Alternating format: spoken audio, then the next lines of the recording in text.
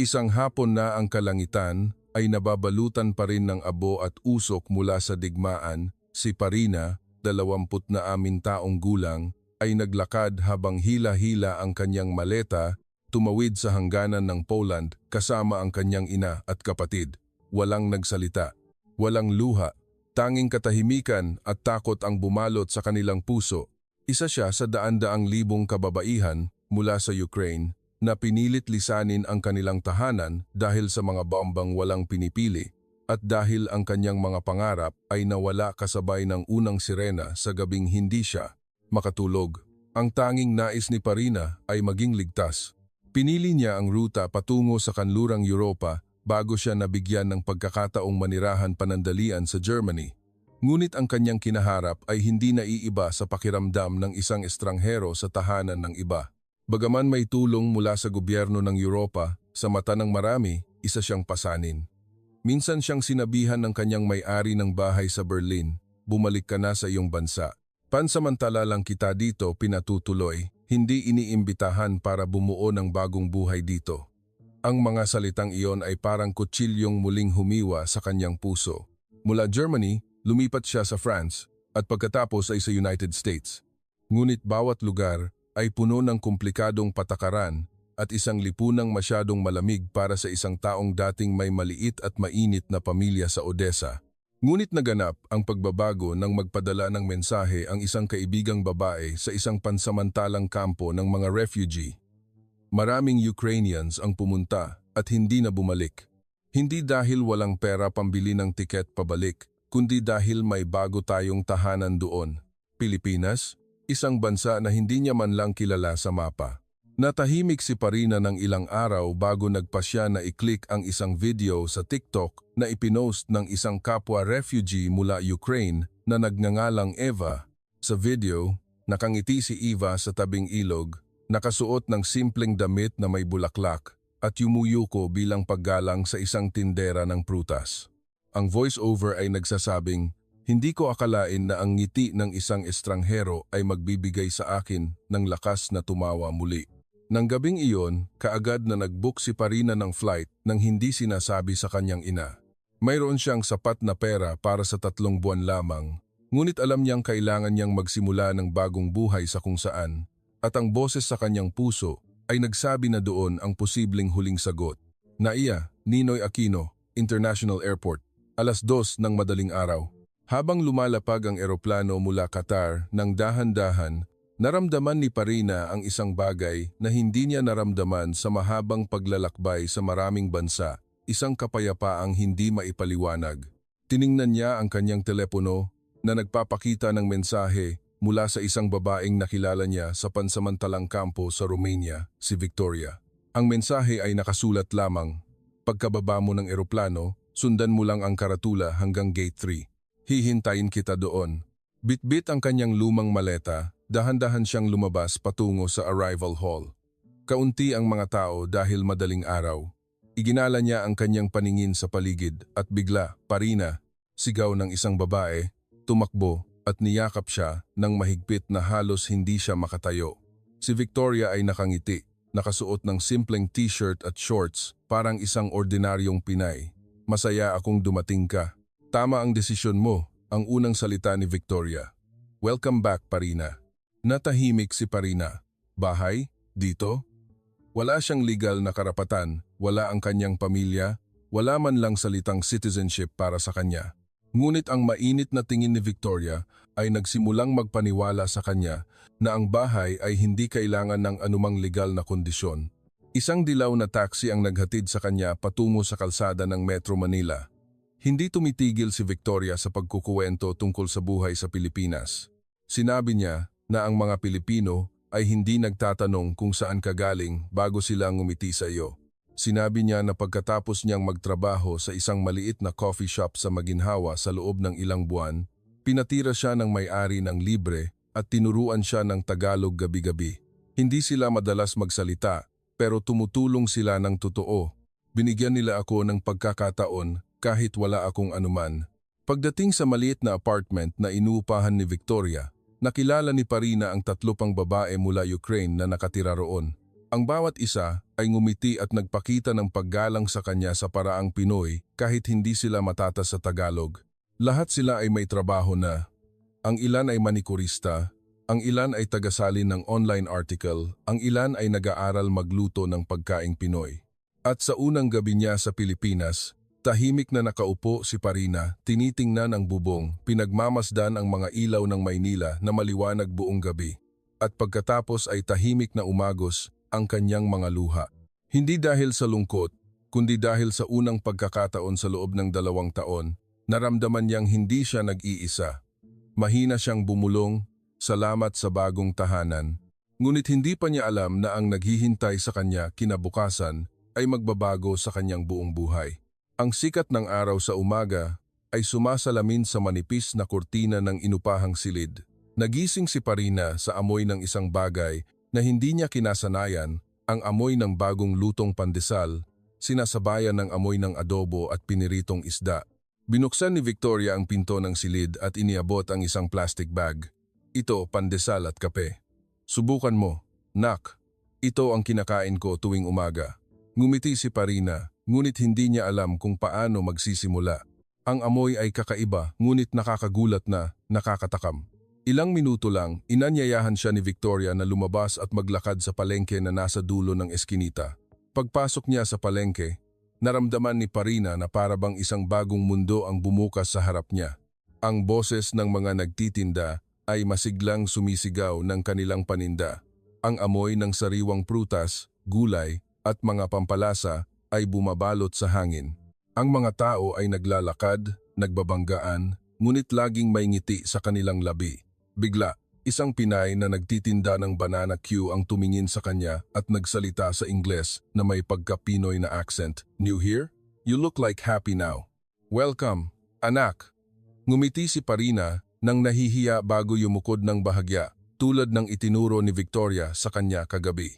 Tumawa ang tindera at sinabing, "Ang galing mo, nak. Huwag kang mahiya, sabihin mo lang kung gusto mong tikman." Ang salitang anak ay nagpatigil kay Parina. Simpleng salita lang iyon, ngunit hindi niya kailanman narinig mula sa isang estranghero sa loob ng nakaraang 2 taon.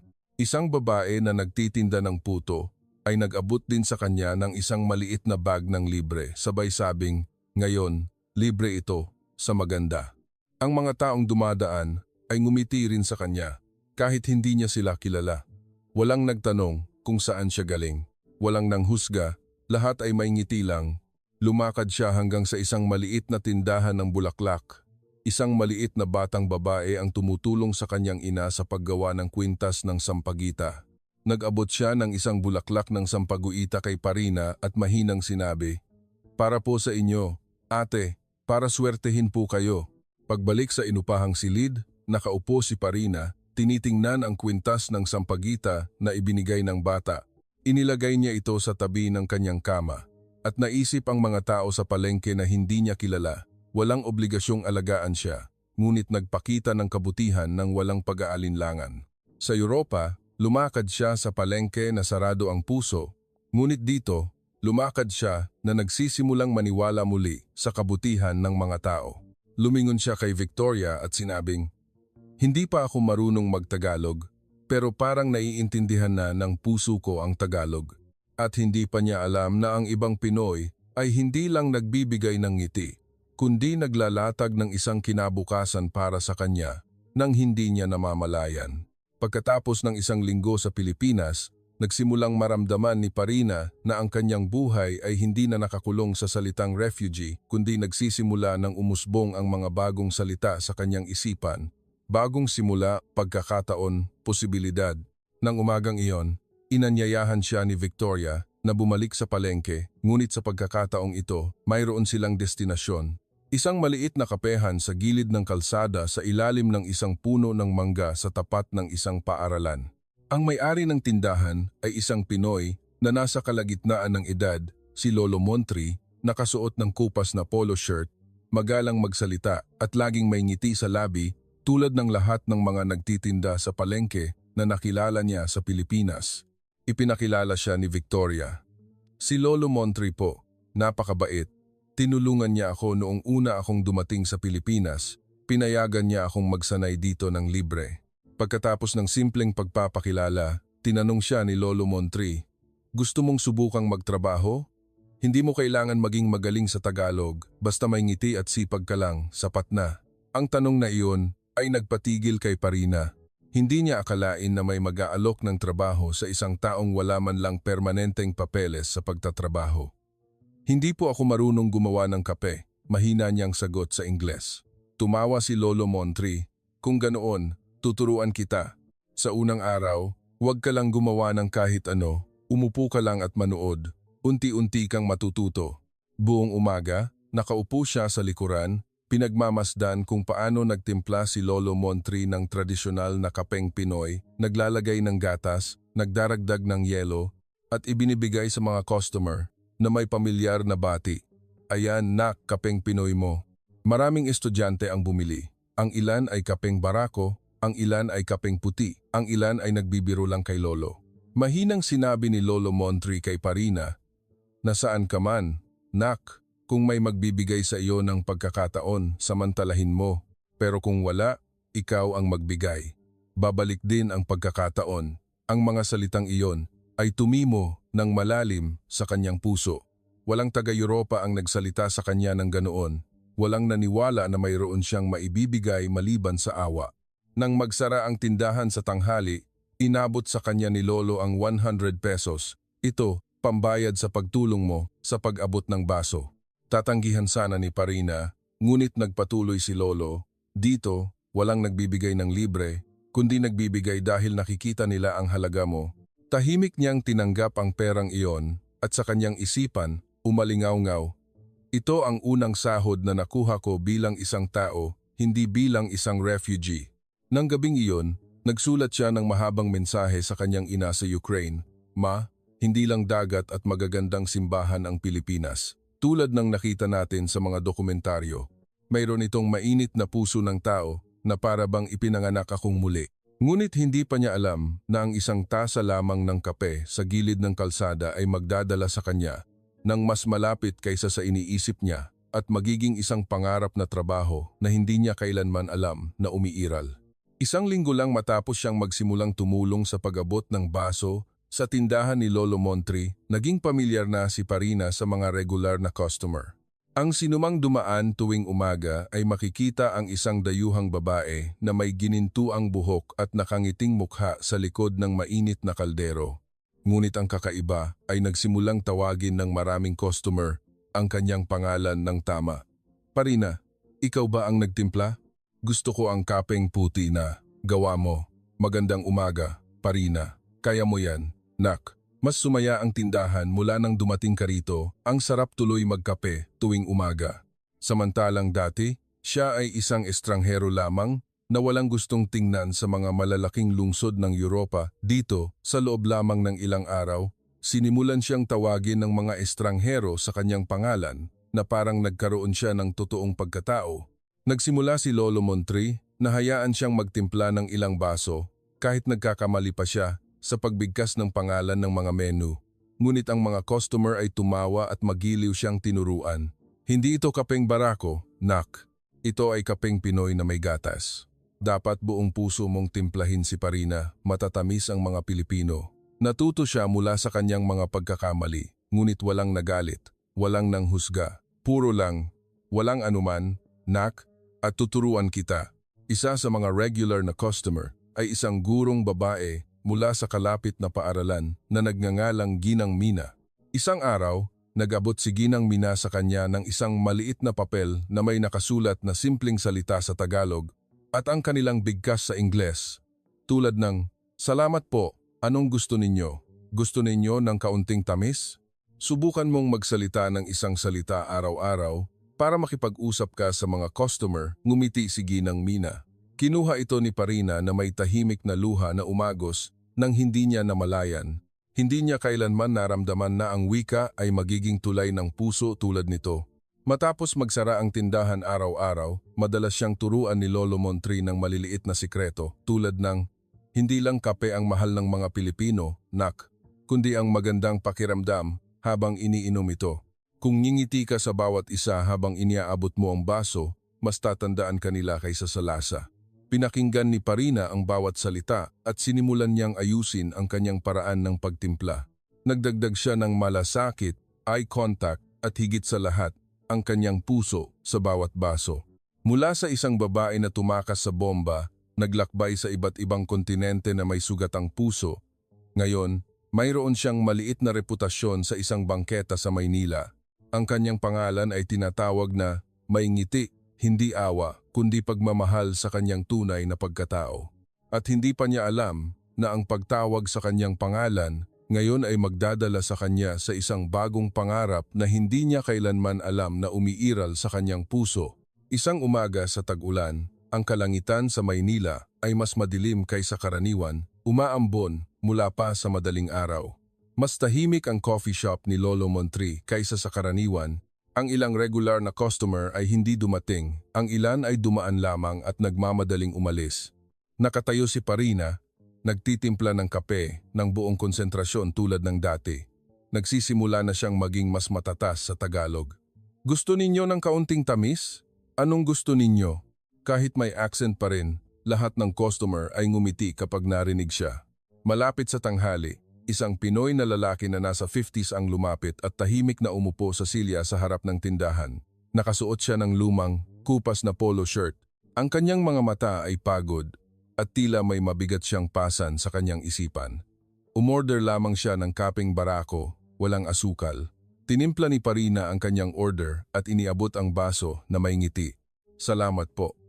Kinuha ng lalaki ang baso ngunit hindi tumayo. Matagal niyang tinitigan ang singaw mula sa kape bago siya tumingala at dahan-dahang nagtanong sa Tagalog, "Ikaw ay taga-Ukraine, hindi ba?" Tumango si Parina. Nakasanayan na niya ang tanong na ito, ngunit hindi na siya kinabahan tulad ng dati. Pagkatapos ay natahimik ang lalaki sandali bago nagpatuloy, "Napanood ko ang balita tungkol sa digmaan sa inyong bansa. Sa tingin ko, napakahirap ng buhay mo." Mahina siyang ngumiti at tapat na sumagot, "Oo po, pero mas mabuti na ako ngayon." Tumango siya bago magsalita ng may bahagyang panginginig. "Namatay ang asawa ko noong nakaraang taon. Simula noon, hindi ko na alam kung bakit ako gigising tuwing umaga." Natahimik si Parina. Hindi niya alam kung paano sasagutin. Hindi sapat ang kanyang Tagalog para sa ganitong malalim na pag-uusap, ngunit naramdaman niya ang sakit na hindi kailangan ng salita. Tumayo lang siya doon, tiningnan siya sa mata, at ninitian tulad ng itinuro ni Lolo Montri. Sumipsip ang lalaki ng kape at mahinang sinabi, "Masarap ang kape na ito, pero hindi lang ito kape." Huminto siya bago siya tumingala at tiningnan siyang muli. "Alam mo, ang makita kang nakangiti tuwing umaga, ang makita kang nagpupursige sa buhay kahit mas masahol pa ang pinagdaanan mo kaysa sa akin, nagpapaisip sa akin na hindi pa ako dapat sumuko." Ang mga salitang iyon ay nagpatigil sa puso ni Parina sandali. Hindi niya kailanman naisip na ang pagtitimpla ng kape, ang pagngiti sa isang estranghero ay magkakaroon ng ganitong kalalim na kahulugan. Tumayo ang lalaki bago siya yumukod ng bahagya tulad ng isang Pinoy. "Salamat po. Ngayon, dahil sa iyo, gusto ko pang mabuhay." Pagkaalis niya, nakatayo si Parina, naninigas, umiiyak nang hindi niya namalayan. Hindi dahil sa lungkot, kundi dahil nalaman niyang hindi lang siya isang survivor ng digmaan. Nagiging pag-asa siya sa iba. At iyon ang araw na sinimulan niyang maunawaan na ang bagong buhay sa Pilipinas ay hindi lang nakatulong sa kanya na gumaling, kundi nagbigay rin sa kanya ng pagkakataong pagalingin ang iba. Isang linggo ng hapon, nakaupo si Parina sa tabi ng bintana ng kanyang maliit na inupahang silid. Sa tabi niya ay isang tasa ng kapeng Pinoy na siya mismo ang nagtimpla, may gatas at kaunting tamis, at isang second-hand laptop na ipinahiram sa kanya ng isang kaibigang Ukrainian na kasama niya sa silid. Binuksan niya ang isang video na kinunan niya ilang buwan na ang nakakaraan. Ito ay isang clip kung saan nagtitimpla siya ng kape kasama si Lolo Montri. May tunog ng tawanan ng mga customer, may tunog ni Lolo na nagtuturo kung paano maglagay ng gatas sa tradisyonal na kapeng Pinoy. Matagal siyang nag-alinlangan bago siya nag-post sa TikTok na may caption sa Ingles, "From war refugee to coffee girl. I lost everything but the Philippines gave me a new life." Ngunit hindi pa niya alam na sa loob lamang ng 24 oras, magbabago ang kanyang buhay magpakailanman. Ang bilang ng views ay umakyat ng hindi niya kailanman naisip, mula libo-libo hanggang daan-daang libo at umabot sa milyon sa loob lamang ng ilang araw. Dagsa ang mga komento mula sa buong mundo. I cried watching this. Thank you, Philippines, for showing humanity. She's not just surviving, she's living. Ibinahagi ng mga tao ang kanyang clip sa Twitter, Facebook, Reddit. May nagsalin ng mga salita ni Lolo Montri sa iba't ibang wika. Nagsimulang magsulat ng maikling artikulo ang ilang online media tungkol sa kanyang kwento. Ngunit ang pinakanakapagpabagabag ay ang mensahe mula sa isa pang babaeng Ukrainian na nasa kampo ng mga refugee sa Spain. Pinapanood ko ang video mo araw-araw tuwing gusto kong sumuko. Salamat at pinaniwala mo akong kaya nating magsimula muli. Kinabukasan, binuksan ni Lolo Montri ang kanyang lumang cellphone at sinabi, "Parina, sikat na ang tindahan natin. Nak, maraming bagong customer ang pumupunta rito para lang sa'yo. Ikaw ba yung sa TikTok? Pwede po bang magpa-picture?" Pinanood ko po ang video ninyo at umiyak ako. Isang estudyanteng dayuhan ang naglakbay mula Baguio para lang makainom ng isang tasa ng kape mula sa kanyang kamay at sinabing, "Dahil sa iyo, gusto kong mag-aral ng mas maraming Tagalog para maunawaan ang puso ng mga tao dito." Hindi na lang si Parina, isang babaeng Ukrainian na nakaligtas sa digmaan, naging simbolo siya ng katapangan, ng bagong simula, at ng ngiti na kayang likhain kahit basag na ang puso. Ngunit higit sa lahat, ang katotohanan na ngayon niya lang malinaw na naunawaan ay, ang maliliit na bagay sa ating buhay ay laging maaaring maging malaking inspirasyon para sa iba. At mula sa maliit na clip na iyon, malapit na siyang makatanggap ng alok na hindi niya kailanman naisip mula sa isang lalaki na tahimik na nagmamasid sa kanya, na may layunin na maaaring muling magpabago sa kanyang buhay.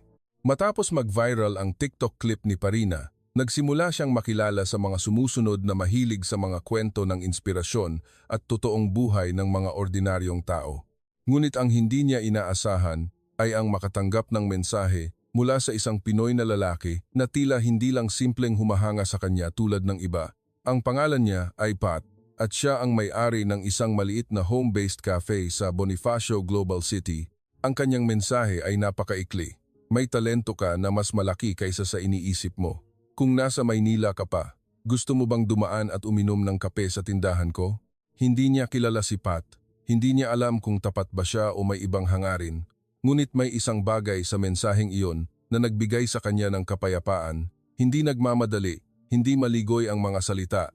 Parang bukas ang pinto at naghihintay na siya ang magdesisyon. Kinabukasan, pumunta siya at si Victoria sa tindahan ni Pat, ang Cough Kind, isang maliit na cafe na may mainit na kulay kahoy na nagpapaalala sa kanya ng kanyang lumang bahay sa Ukraine. Si Pat ay isang lalaking nasa early 30s, nakasuot ng simpleng damit, may simpleng mukha ngunit may kumpiyansang tingin. Sinalubong niya sila ng isang pamilyar na bate at nagtimpla ng kape para sa kanya nang walang sinabing karagdagang salita. Ang lasa ay parang puso ng nagtimpla, sabi niya, kahit hindi sigurado kung tama ang grammar. Ngunit ngumiti si Pat at sumagot, "Kung ganoon, masarap magtimpla ng kape ang puso mo dahil natikman ko ang gawa mo sa video." Pagkatapos ng maikling pag-uusap, sinabi niya ang mga salitang nagpatigil sa hininga ni Parina. "Gusto kong magbukas ng isang maliit na kurso sa pagtitimpla ng kape para sa mga refugee o dayuhan na nasa Pilipinas. Hindi para sa negosyo, kundi para maramdaman nila na hindi lang sila narito para mabuhay, kundi para magkaroon ng totoong buhay. At gusto kong ikaw ang maging guro sa unang klase." Natahimik si Parina. Hindi niya kailanman naisip na may makakakita ng kanyang halaga sa ganitong paraan. Siya ay isang babae lamang mula sa isang bansang nasira. Ngunit ngayon may nakakita na kaya niyang magbigay ng pag-asa. Mahinang pinisil ni Victoria ang kanyang kamay at bumulong. "Baka ito ang ipinanganak mong gawin." Nang gabing iyon, hindi makatulog si Parina. Lumabas siya sa balkonahe. Tiningnan ang mga ilaw ng Maynila sa malayo. Isang kamay niya ay nakakuyom sa isang maliit na papel na sinulatan ni Pat bago siya umalis. Ang mga dumaan sa matinding sakit ay may kapangyarihan na hindi taglay ng karaniwang tao. Kung gagamitin mo ito sa tamang paraan, ito ay magiging ilaw para sa mga naliligaw. Nagsimulang umiyak ng tahimik si Parina, ngunit sa pagkakataong ito, hindi dahil sa takot, kundi dahil ang kanyang puso ay nanginginig sa salitang pagkakataon at pipiliin niya ang susunod na hakbang na may puso na hindi lang nakaligtas, kundi handa ng maging tagapagbigay. Sa isang ordinaryong Lunes ng umaga, sa Coffee Kind, bumalot ang bango ng kape mula pa sa harap ng pinto ng maliit na tindahan. Ang dating tahimik na tindahan ay naging abala ng hindi karaniwan. Maraming customer ang pumasok na may ngiti. At marami sa kanila ay hindi Pinoy.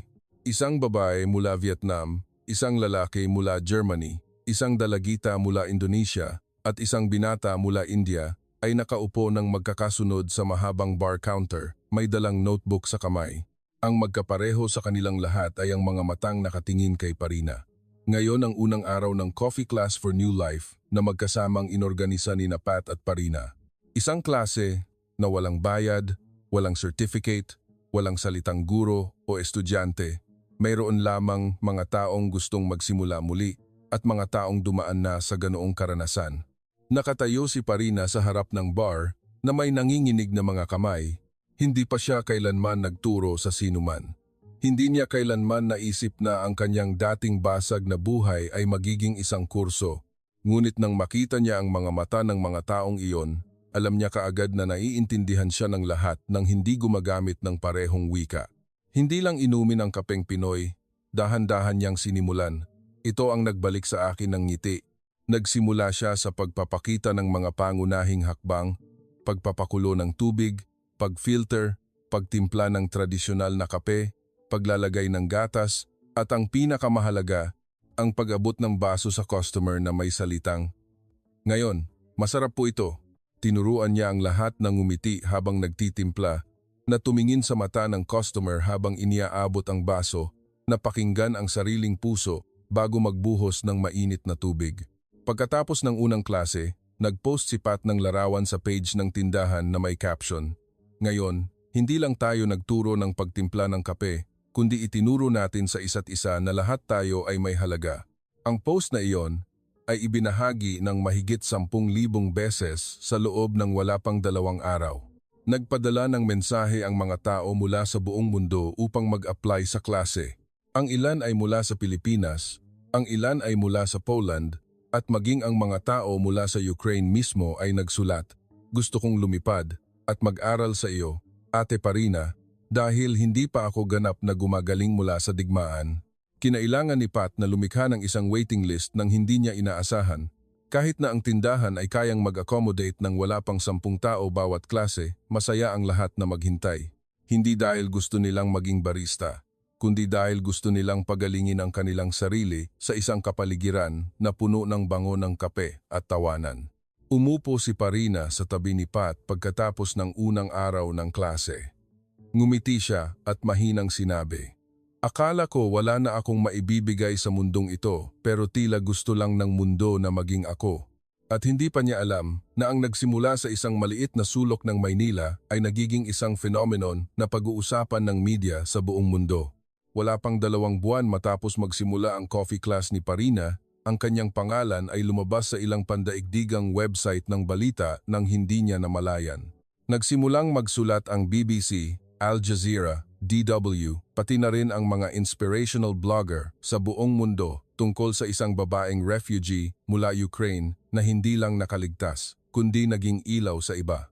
Mula sa digmaan hanggang sa isang coffee shop sa gilid ng kalsada sa Pilipinas, bakit kaya ng babaeng ito nabaguhin ang puso ng buong mundo? Tanong ng ilang website. Ano ang mayroon sa Pilipinas na wala ang mga superpower na bansa?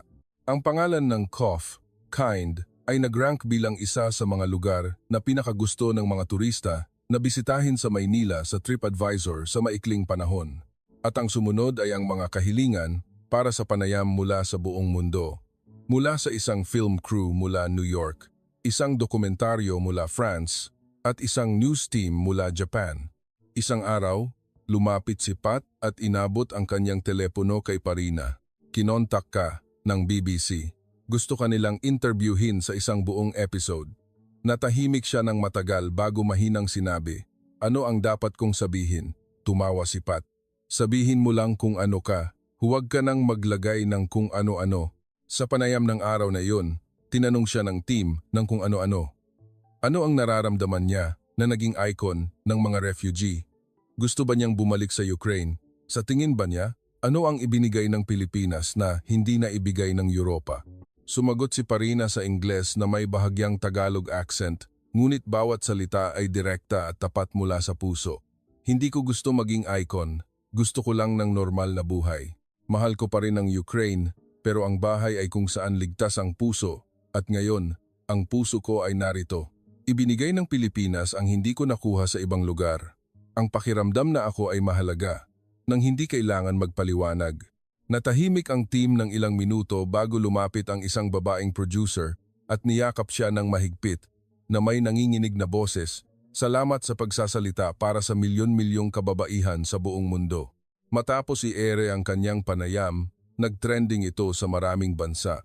Ibinahagi ng mga tao ang kanyang mga sinabi sa social media. Nagsimulang pag-usapan ang Pilipinas sa isang paraan na hindi pa kailanman napag-usapan. Ang bansa na may pinakamatamis na ngiti sa mundo. Hindi kailangan magsalita ng Ingles ang mga Pilipino, kundi magsalita ng wika ng puso. Ngunit ang ginawa ni Parina matapos ang programa ay ang pinakasimple. Bumalik siya sa tindahan, tumayo sa likod ng bar, at nagtimpla ng kape para sa kanyang mga regular na customer na ngumiti sa kanya tulad ng dati. "Gusto ninyo ng kaunting tamis? Welcome po. Ngayon, maganda ang panahon, hindi ba?" At alam niya na ang kasikatan ay hindi kailanman kasing halaga ng simpleng kaligayahan ng pagtayo sa lugar na nararamdaman ng puso na bahay. Isang hapon, matapos ang coffee class, inaayos ni Parina ang mga kagamitan sa likod ng bar tulad ng dati. Hindi niya alam na habang hinuhugasan niya ang baso ng kape, tahimik siyang pinagmamasdan ng mundo. Tumunog ang telepono ni Pat. Kinuha niya ito at tiningnan bago lumingon sa kanya nang may kakaibang tingin. "Parina, kailangan mong umupo." Inabot niya ang telepono kay Parina. Ito ay isang email mula sa Embahada ng Ukraine sa Pilipinas. Ang subject line ay, "Message from the Office of the President of Ukraine." Dahan-dahan niya itong binasa na may nanginginig na kamay. Ang kanyang puso ay lumakas ang tibok na halos hindi niya marinig ang paligid. Ang nilalaman ay nakasulat, "Sinusundan namin ang iyong kwento at labis kaming ipinagmamalaki. Ipinakita mo na kahit sa pinakamadilim na araw, ang tao ay makakalikha ng sarili niyang ilaw. Naway malaman mo na ang iyong bansang sinilangan ay laging nagmamahal at nagmamalaki sa iyo. Kung gusto mong bumalik, malugod ka naming tatanggapin." Pangulo ng Ukraine. Dahan-dahan niyang inilagay ang telepono. Tahimik na umagos ang kanyang mga luha nang hindi niya namalayan. Hindi dahil sa kalungkutan, kundi dahil ito ang hinintay niya buong buhay, ang pagkilala mula sa kanyang bansang sinilangan kahit libu-libong kilometro ang layo.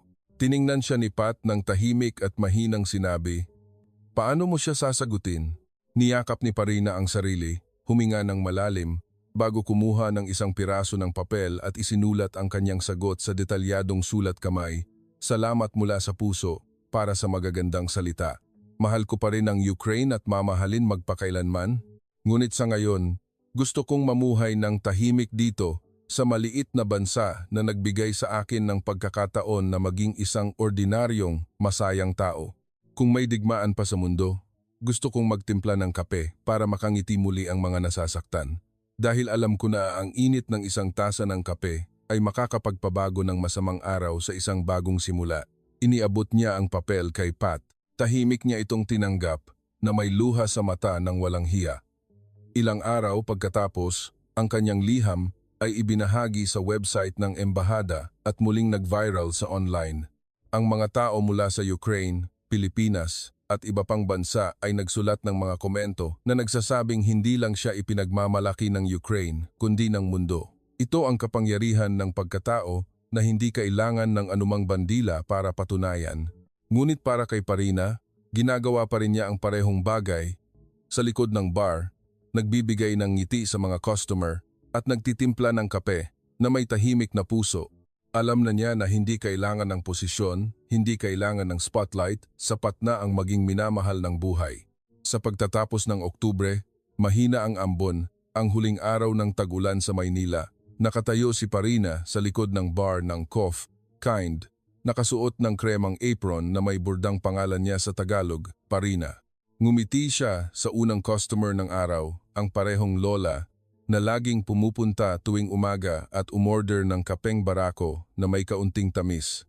Maraming customer ang naaalala na noong araw na ito noong nakaraang taon, siya ay isang estranghero lamang na tahimik na nakatayo sa likod ng tindahan ni Lolo Montri. Ngayon, siya ay naging puso ng tindahan, guro ng marami, at inspirasyon ng isang mundo. Ngunit may kakaiba ngayong araw.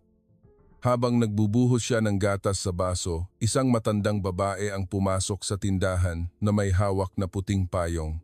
Tumigil siya at matagal na tiningnan si Parina bago ngumiti at mahinang nagsalita sa pamilyar na Eastern European accent, "Parina, anak." Natigilan si Parina, iniwan ang lahat ng nasa harap niya at kaagad na lumingon. Ang larawan sa harap niya ay hindi ilusyon, hindi panaginip. Ang babaeng nasa harap niya ay ang kanyang ina. Ang ina na hindi niya nakita ng halos 2 taon. Ang ina na pinadalhan niya ng mensahe ngunit walang natanggap na sagot. Ang ina na inakala niyang hindi mauunawaan ang kanyang desisyon. Tahimik na umagos ang mga luha ni Parina. Lumabas siya mula sa likod ng bar ng dahan-dahan bago siya niyakap ng mahigpit na parang niyakap niya ang lahat ng kanyang nakaraan sa isang yakap. Mahinang sinabi lamang ng kanyang ina, "Nakita kita sa TV. At alam ko kaagad sa puso ko na hindi ko kailanman nawala ang anak ko. Hindi ka tumakas sa buhay. Ginagawa mo itong muli gamit ang sarili mong mga kamay. Nang gabing iyon, mas maaga nagsara ang tindahan." Dinala ni Parina ang kanyang ina habang naglalakad sa mahinang ambon sa maliit na palengke kung saan niya dating nakuha ang libreng pandesal at kape. Pinuntahan nila ang tindahan ng Banana Q kung saan ibinigay sa kanya ng tindera ang pagkain nang hindi tinatanong ang kanyang pangalan. Lumakad sila patungo sa coffee stall ni Lolo Montri kung saan nagsimula ang lahat. Sinabi niya sa kanyang ina, "Dito, ma, walang snow, walang malawak na damuhan tulad ng kinasanayan natin. Ngunit tuwing umaga, gumigising ako na may amoy ng kape at ngiti ng mga taong hindi ko pa kailanman nakilala. At dahil doon, pakiramdam ko, ako ang pinakamahalaga sa mundo." Kinabukasan, ang unang sikat ng araw pagkatapos ng ulan ay mas maliwanag kaysa dati. Binuksan niya ang tindahan kasama ang kanyang ina na tahimik na nakaupo sa isang sulok. Pagdating ng unang customer, inabot ni Parina ang kape na may ngiti at sinabi ang parehong salita. "Ngayon, maganda ang panahon. Sana maging masaya ang araw ninyo." Ang ngiting iyon ay ngiti ng isang taong dumaan sa pinakamadilim na bahagi ng buhay at piniling magbigay ng ilaw sa lahat ng dadaan sa kanyang landas. At marahil, ang simpleng ngiting iyon ang pinakamahalagang regalo na hindi na dapat niyang at ng mundong ito balewalain pa.